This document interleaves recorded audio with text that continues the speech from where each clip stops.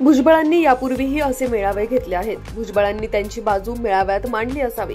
मंत्री पंकजा मुंडे, आगळी वेगळी दिवाळी म्हणायला लागेल, काय सांगाल?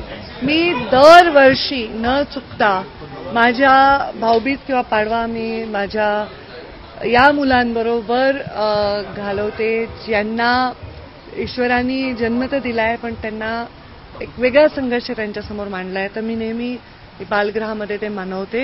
अनेक वर्ष आपणही बऱ्याच वेळा कव्हर पण केलेला आहे।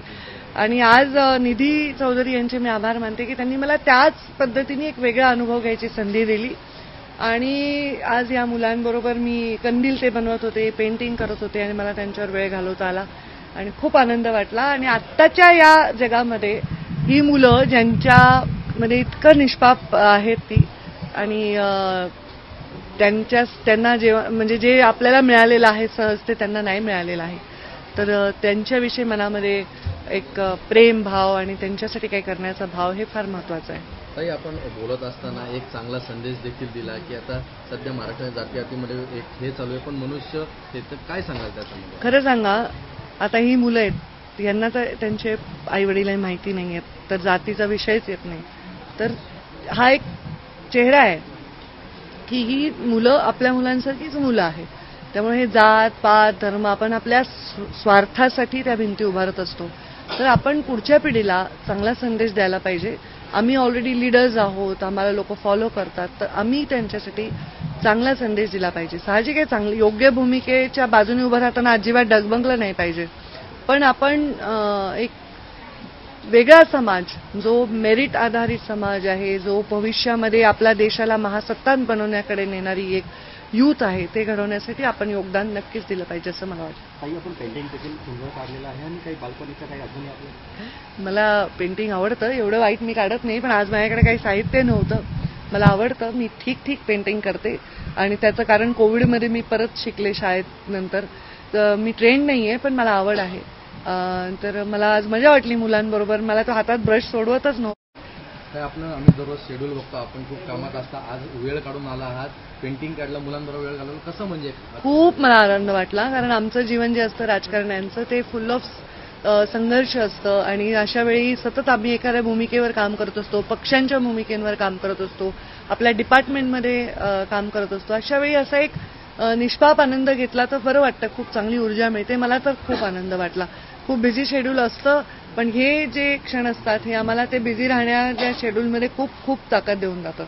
काही आपल्याकडे एक महत्त्वाचं खातं आहे, ते म्हणजे पर्यावरण खातं। आता दिवाळी येते, त्यामुळे काय तुम्ही संदेश द्याल? पर्यावरण खात्याने दिवाळीनिमित्त सगळीकडे अवेअरनेसचं खूप मोठं कॅम्पेनिंग घेत आहेत। आपण जर पाहिलं तर आपल्याकडे पण छत्रपती शिवाजी टर्मिनल आहे, शनिवार वाडा आहे, वेगवेगळ्या शहरातले वेगवेगळे जे साईट आहे तिथे आम्ही भरपूर प्रदूषण नको करण्यासाठीचे आव्हान देत आहोत। आम्ही त्याचे अवेअरनेस कॅम्प पण घेतोय। मी सगळ्यांना एवढंच आव्हान करेन की आपण जरूर दिवाळी साजरी करा, पण ध्वनी आणि वायू प्रदूषण टाळण्यासारखे प्रयत्न आपण करा। इको फ्रेंडली दिवाळी साजरी करा, म्हणजे कागदाचे कंदील लावा, मातीचे दिवे वापरा आणि जास्त आवाज न करणारे आणि जास्त धूर न करणारे फटाके वापरा। अजिबातच वापरू नका असं म्हणायची इच्छा असूनही आत्ता ते म्हणता योग्य नाही। तर प्रदूषण दुसऱ्याही देशांमध्ये लोक न्यू इयरला वगैरे सेलिब्रेशन करतात, पण त्याचे नॉर्म्स पाळून आपण करा असं। प्रकाशाचं प्रतीक दिवा तुम्ही काढला, सध्या परिवर्तनाची नांदी बघायला मिळते। मुंडे बहीण भाऊ एकत्र आले, ठाकरे बहीण भाऊ ठाकरे बंधू एकत्र येताना पाहायला मिळत आहे, कसं बघताय राजकारणात? मी याच्याकडे काहीच बघत नाही। आम्ही एकत्र आलो कारण आमचे पक्ष अलायन्समध्ये, आज आमचे पक्ष अलायन्समध्ये नसते तर आम्ही परत विरोधातच असतो। आम्ही वेगवेगळ्या पक्षात काम करतो, तर तसं त्यांनी त्यांची भूमिका घेतली असेल। 2 पक्षांचं ते अलायन्स आहे आणि त्याच्यामध्ये मी काही असं फार त्याच्याकडे वेगळ्या अर्थाने बघत नाही। पण जर कुणाची ताटातूट होत असेल तर ते वाईट आहे आणि कुणाचं मनोमिलन होत असेल तर त्याच्यात काही मला हरकत असायचं काहीच कारण नाहीये आणि त्याचा राजकीय परिस्थितीवर काय परिणाम होईल काळच ठरवेल। काल बीड परत चर्चेत होतं, ओबीसीचा महाएल्गार मेळावा होता, बरीच टीका टिप्पणी होती।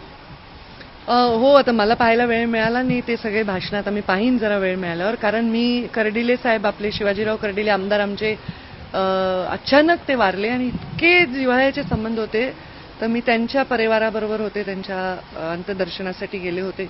पण आता हे होणारच आहे, मला वाटतं भुजबळ साहेबांनी पूर्वी असे मेळावे केले होते आणि त्यांची बाजू त्या मेळाव्यातनं त्यांनी मांडली असावी. त्याच्यामध्ये दोन समाज विभागले जातात असं आपल्याला वाटतंय.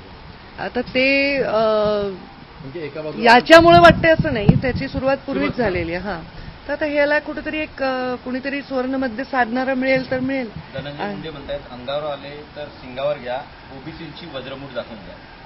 ह्याच्यावर मी काय म्हणायचं? कोणत्याही भाषणांवर मी बोलत नाही, बोलू शकते पण मी बोलत नाही.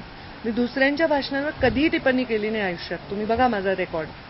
कोणी इतके भाषण करतात सगळीकडे, लोक, नेते, तुम्ही मीडियावाले, कोणी प्रेस घेते, प्रत्येकावर आम्ही कशी टिप्पणी करणार? ते भाषण मी त्यांचं ऐकलं नाही, पण ते चांगले वक्तायत तर काय, चांगलं बोलले असले तर चांगलंच आहे. फोटो छापला म्हणून काहींना राग आला असं भुजबळ म्हणतात. मला नावाने म्हणले?